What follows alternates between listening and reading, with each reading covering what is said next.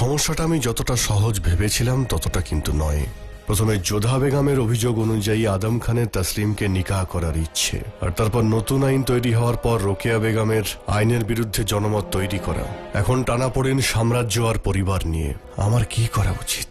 দোহাই হুজুর, দোহাই করুন। কি হয়েছে? সব ঠিক আছে তো? কিচ্ছু ঠিক নেই শাহেনশাহ, অপরাধ নেবেন না। রোকেয়া বেগম খুব রেগে আছেন। ওনার রাগ এতটা বেড়ে গেছে যে আপনি ছাড়া ওনাকে কেউ শান্ত করতে পারবে না। রাগের মাথায় উনি এমন কিছু করবার আগে কিছু করুন শাহেনশাহ, কিছু করুন না। সরো।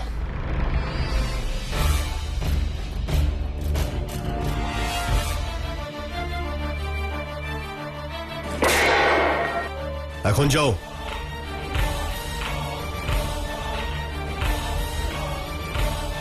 কেন এসেছো তুমি এখানে? রোকেয়া বেগম, তোমার কক্ষের তুমি কি অবস্থা করেছো? কারণ আমার স্বপ্ন ভেঙে যাচ্ছে জালাল। তুমি তুমি ভাঙা জিনিসপত্র দেখতে পাচ্ছ, কিন্তু আমার হৃদয় নয়, যেটা ভেঙে গুড়িয়ে গেছে। নিজেকে সামলাও রোকেয়া। কি করে কি করে সামলাবো নিজেকে জালাল, বলো কি করে? আমার সবকিছু হারিয়ে যাচ্ছে আর তুমি বলছো নিজেকে সামলাও। তুমি শাহেনশাহ, তাই না? তুমি তো সবকিছু করতে পারো। তুমি যোধা বেগমের জন্য আইন বানিয়েছো, আদম খান বললো, আর তুমি নিজেকেও আইনের কাঠগড়ায় দাঁড় করালে। কিন্তু আমার কি জালাল? আমি কোথায় বলো? আমার অধিকার কোথায়? আমার মর্যাদা কোথায়? প্রজাদের ভালো করার কথা মাথায় আছে তোমার। যোধা বেগমের করা অভিযোগ বুঝতে পারো তুমি, আদম খানের দেওয়া যুক্তিও বুঝতে পারো তুমি, কিন্তু আমার কি হবে জালাল বলো? আমি ছোট থেকে তোমার সঙ্গে আছি, তোমার বন্ধু হয়ে, তোমার বেগম হয়ে, তোমার ভালো খারাপ সবকিছুর সঙ্গী হয়ে। একজন মালিকা হিসেবে আমি তোমাকে রাজনৈতিক বিষয়ে পরামর্শ দিয়েছি জালাল, আর তুমি আমাকে এই প্রতিদান দিলে? আমাদের সম্পর্ক নিয়ে প্রশ্ন? না জালাল, আমি এটা সহ্য করতে পারবো না। সবার মূল্য আছে তোমার কাছে, শুধু আমি ছাড়া। রোকেয়া, এসব বলে তুমি নিজেকে ছোট করো না। তোমার উপর অনেক আশা আমার, যা একজন শাহেনশার একজন বেগমের উপরে থাকে। কিন্তু বেগম তো অনেক রয়েছে, কিন্তু মালিকা শুধু একজনই হয় রোকেয়া।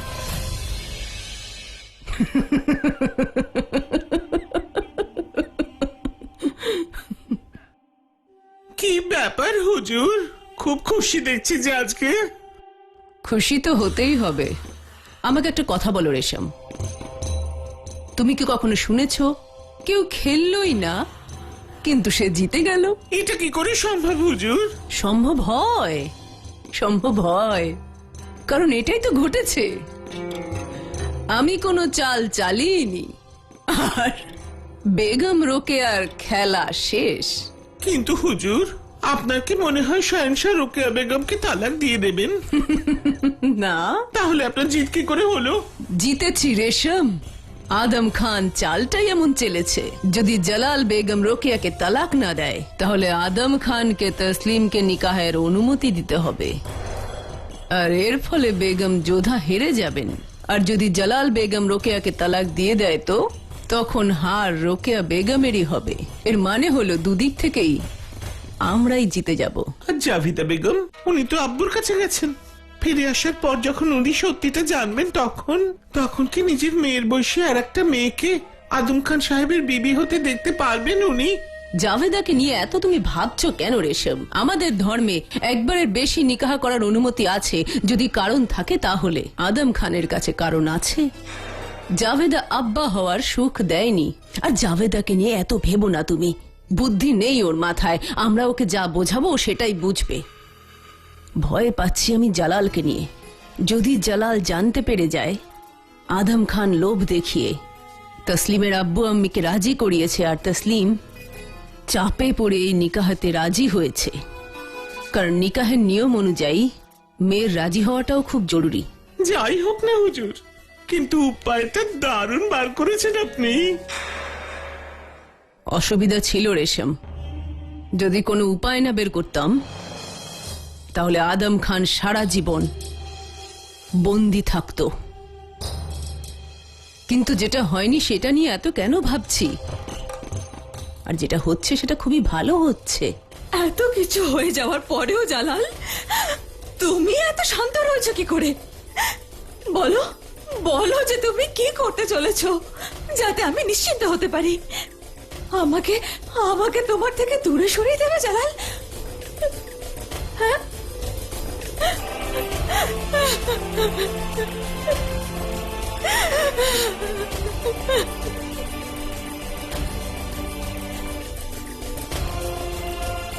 রোকেয়া, এত পড়াশোনা কি করে করো? আমার তো পড়তে একদম ভালো লাগে না। জালাল, লেখাপড়া করা খুবই জরুরি, না হলে জীবনে পিছনে পড়ে থাকতে হয়। কিন্তু আমার তো একদম ভালো লাগে না, খেলার সময় পাই না, আর পেলেও খুব বেশি খেলতে পারি না। একজন হবু শাহেনশাহর জন্য লেখাপড়া করা খুবই দরকার, না হলে সাম্রাজ্য কি করে সামলাবে? আচ্ছা, যদি তাই হয় তাহলে আমি সাম্রাজ্য কিভাবে সামলাবো? আমি থাকতে তোমার চিন্তা করার কি প্রয়োজন জালাল? আমি তো চিরকাল তোমার সঙ্গেই থাকবো, তোমার পাশে থেকে তোমাকে সাহায্য করব। আমি যখনই লেখাপড়ার বিষয়ে কিছু হবে আমাকে ইশারা করে দেবে, ইশারা করলেই আমি তোমার পাশে ঠিক চলে আসবো। ইশারা করার তো প্রয়োজনই পড়বে না, আমি আমার সব থেকে প্রিয় বন্ধুকে দূরে কখনো যেতেই দেব না। আমি তখনও তোমার পাশে ছিলাম আর আজও আছি। আমি তখনও তোমার ছিলাম আর এখনো তোমার আছি। আমি তোমার সঙ্গ ছাড়তে পারবো না জালাল, কখনোই পারবো না। রোকেয়া, আমার বিশ্বাস যে তুমি আমার সঙ্গেই থাকবে, কারণ আমি জানি তুমি আমার সব থেকে ভালো বুঝো। তাই আমি আশা করি যে তুমি এবারও আমাকে বুঝবে। আমি যা করতে যাচ্ছি তাতে হয়তো তুমি কষ্ট পাবে। আমি তোমার সহার আর বন্ধু হওয়ার জন্য হয়তো তোমার সঙ্গে অন্যায় হয়েছে, কিন্তু একজন শাহেনশাহর দায়িত্ব ও কর্তব্য রয়েছে। আমি আশা করি যে এই কঠিন সময়ে তুমি আমার পাশে থাকবে, আর এই সময়ে তুমি আমাকে বুঝতে পারবে। জালাল, আমার সম্পূর্ণ বিশ্বাস যে কাল তুমি যা সিদ্ধান্ত নেবে সেটা তুমি মোগল সাম্রাজ্যের সম্মান আর তার মর্যাদা রক্ষা করতেই নেবে। কিন্তু হ্যাঁ, আমি চাই কাল তুমি ওই অপরাধী আদম খানকে সবচেয়ে কঠোর শাস্তি দেবে।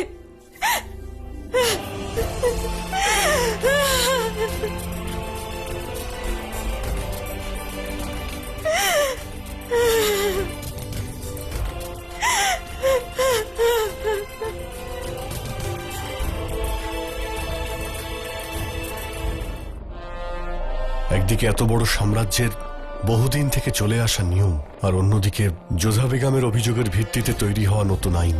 তুলাদণ্ডে ঝুলছে আমার আর রোকেয়া বেগমের সম্পর্ক। আদম খানের প্রশ্নে আমার আর রোকেয়া বেগমের সম্পর্ক প্রশ্নের মুখে পড়েছে।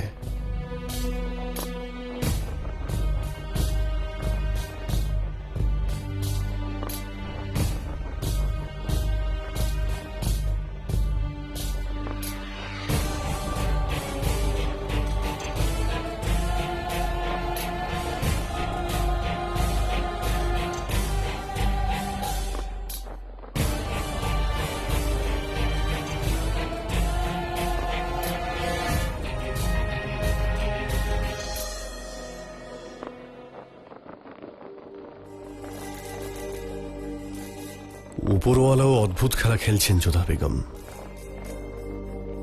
আজ উনি আরো একবার আমাকে এই তুলাদণ্ডের সামনে দাঁড় করিয়েছেন।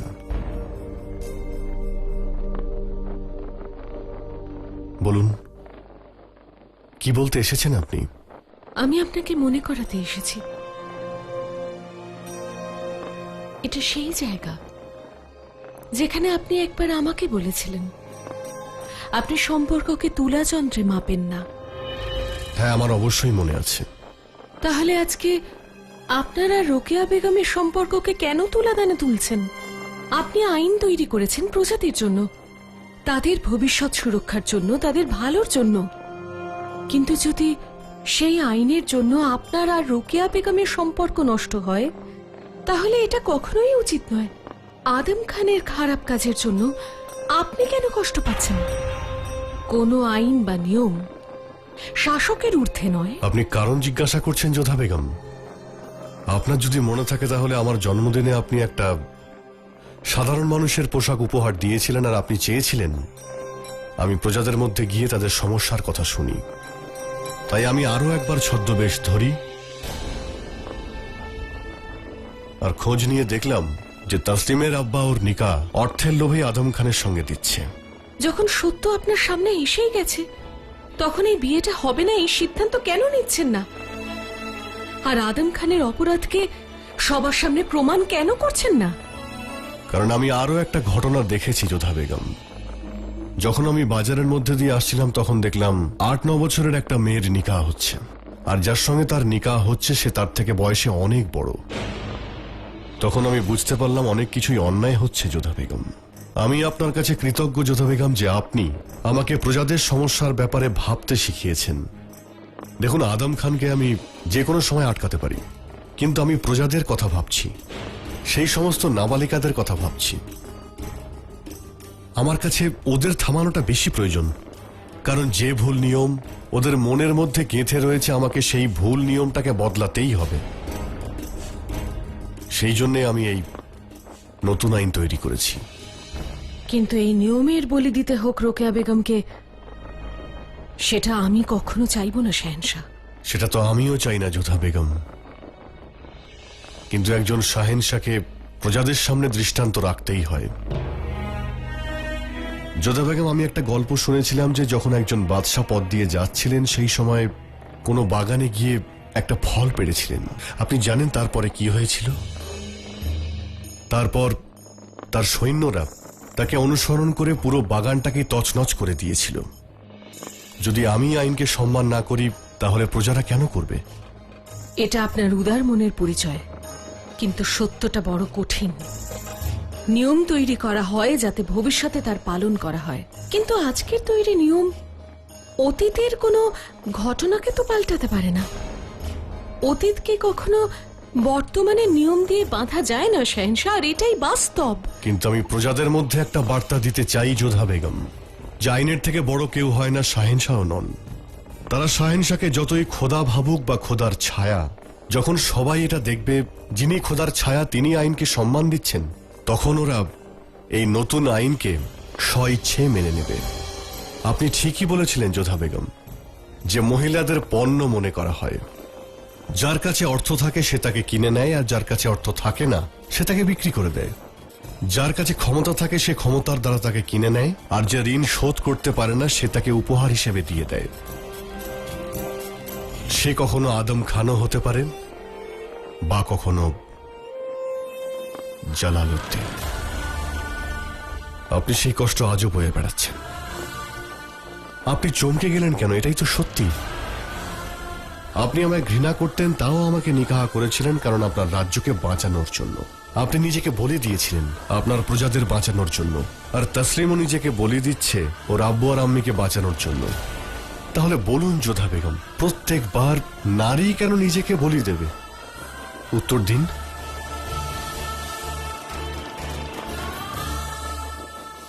আপনার এই প্রশ্নের উত্তর আমার কাছে নেই। আপনাকে শুধু আরো একবার মনে করিয়ে দিতে চাই, বর্তমানের নিয়ম দিয়ে অতীতে ঘটে যাওয়া কোনো ঘটনাকে বদলানো যায় না। আর রোকেয়া বেগম আপনাকে খুব ভালোবাসেন, ওনার ভালোবাসায় কোনো খাদ নেই। তসলিমকে ন্যায় দিতে গিয়ে আপনি রোকেয়া বেগমের সঙ্গে অন্যায় করতে পারেন না, আর আমিও এটা কখনো চাইব না।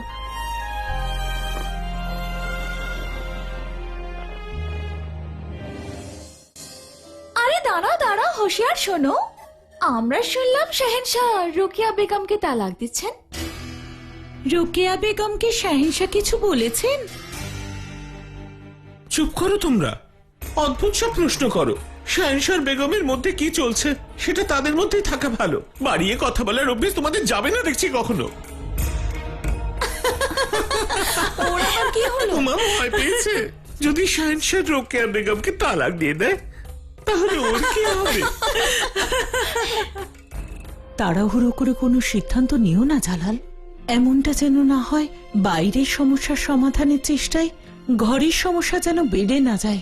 রোকেয়া শুধুমাত্র তোমার বেগম নয়, আমার মেয়ের মতো। ওর সাথে অন্যায় হতে দেখতে পারবো না আমি। বকশিবানুর থেকে তো আমি মুখ ফিরিয়ে নিয়েছি জালাল, কিন্তু আগামীকাল এমন সিদ্ধান্ত নিও না রোকেয়ার থেকেও মুখ ফিরিয়ে নিতে না হয়। বকশিবানু তো দোষ করেছিল, কিন্তু রোকেয়া তো নির্দোষ। আদম খানের এই ব্যাপারটার জন্য না আইন বদলানো ঠিক হবে, না এই আইনের জন্য রোকেয়ার তোমার সম্পর্ককে সমস্যায় ফেলা ঠিক হবে। আমি জানি আমি একজন শাহেনশাহ হওয়ার সঙ্গে সঙ্গে একজন পুত্র, একজন ভাই আর একজন শহরও। প্রত্যেক মানুষকে তার সব সম্পর্ককে গুরুত্ব দিতে হয়। আমার উপরে ভরসা রাখুন, আমার কোনো সিদ্ধান্তে আপনার মাথা নত হবে না, বরং উঁচু হবে।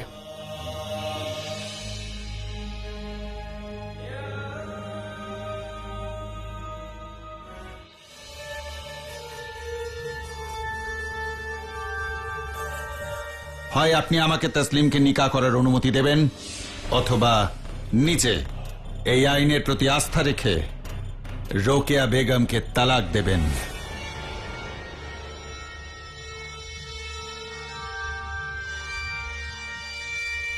আসসালামু আলাইকুম মালিকায় বেগম। দিওয়ানে খাসে আপনার সঙ্গে যা কিছুই ঘটেছে সেই জন্য আমারও আফসোস হচ্ছে। আফসোস তো আমারও হচ্ছে মাহাম, যে আদমের আম্মির কর্তব্য করতে গিয়ে আপনি ওয়াজিরে আলিয়ার কর্তব্যের সঙ্গে বেইমানি করেছেন। মালিকায় বেগম, আপনি যেমনটা বলছেন সেরকম ভাবেই আমি দেওয়ানে খাসে ওয়াজিরে আলিয়া ছিলাম, আর আদম খান এমন কিছুই বলেনি যা আইনের বাইরে ছিল। তো আপনার মনে হয় যে আদম খান কোনো অপরাধ করেনি? অবশ্যই করেছে, সমস্যাটা ও তৈরি করেছে, কিন্তু বেগম রোকেয়া আমার মনে হচ্ছে এর পিছনে অন্য কোনো কারণ আছে। মনে হচ্ছে জালালকে কেউ ভুল বোঝাচ্ছে। আপনি ভেবে দেখুন শাহেনশার কি প্রয়োজন ছিল বহু পুরনো নিয়মের বিরুদ্ধে আইন তৈরি করার। আগুন বেগম যোধা লাগিয়েছেন। আগুন লাগানোর চেয়ে বড় অপরাধী যে সেই আগুন উস্কে দেয় সে, আর আদম খান এই বিষয়টাকে উস্কে দিয়েছে।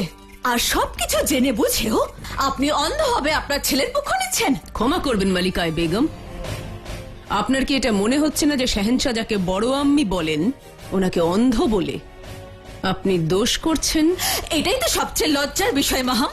ছেলে শাহেনশাহকে অপমান করছে, শাহেনশাহকেও বলছে যে তার বেগমের খাসকে তালাক দিতে, আর তখন সেই মহিলা চুপচাপ দাঁড়িয়ে আছেন, যাকে শাহেনশাহ নিজের আম্মির মর্যাদা দেন। বেগম রোকে, আপনি শুধু শুধু আদম খানের ওপর রাগ করছেন। আদম খান আপনার সঙ্গে এটা কেন করবে? এই আইনের জন্য আপনি যতটা কষ্ট পাচ্ছেন ঠিক ততটাই কষ্ট পাচ্ছে আমার ছেলে আদম খান। আদম খানের নিকাহ সম্ভব হচ্ছে না তসলিমের সঙ্গে, যাকে ও এতটা ভালোবাসে। আমার ছেলে আদমের আব্বু হওয়ার স্বপ্ন ভেঙে গেছে। আপনাদের তালাকের কথা উঠে এলো দিওয়ানে খাসে। এই সমস্যার মূলে আছে শুধু একজনই, বেগম যোধা। একটু ভেবে দেখুন, আদম খান আপনার সঙ্গে সঙ্গে নিজের ক্ষতি কেন করবে? এটা তো সেই করতে পারে যার এসব করে লাভ হবে, সে একজনই, বেগম যোধা। এবার আমি আপনাকে কি করে বোঝাই যে এই দেখুন,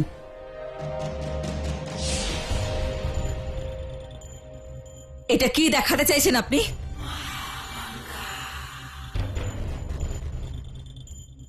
সেটাই, এই পানিতে আগে জায়গা ছিল না, আমি এর মধ্যে আঙুল দিলাম আর জায়গা করে নিলাম। যখনই আঙুলটা বের করলাম আবার আগের মতো হয়ে গেল। এই পানিকে হারেম মনে করুন আর নিজেকে আঙুল, তাহলে নিশ্চয়ই বুঝতে পারছেন আমি কি বলতে চাইছি।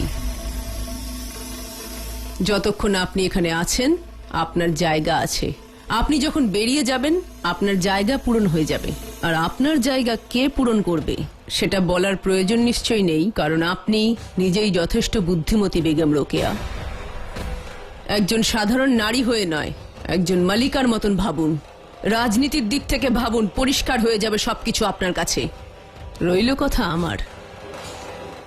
আমার কাছে মালিকায় খাস, মালিকায় বেগম আজ পর্যন্ত আপনিই আছেন আর আপনিই থাকবেন। সে জালাল যদি আপনাকে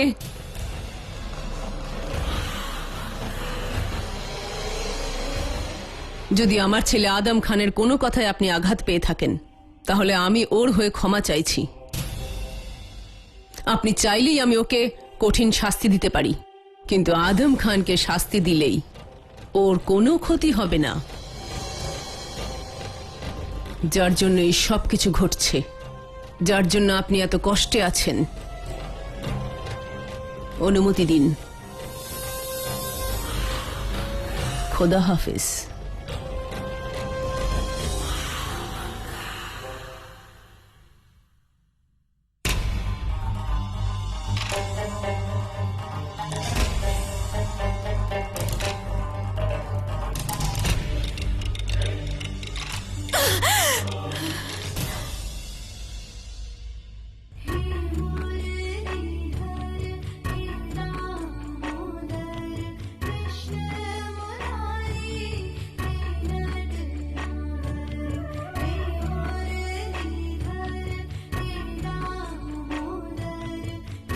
অনেক হয়েছে যোধা বেগম।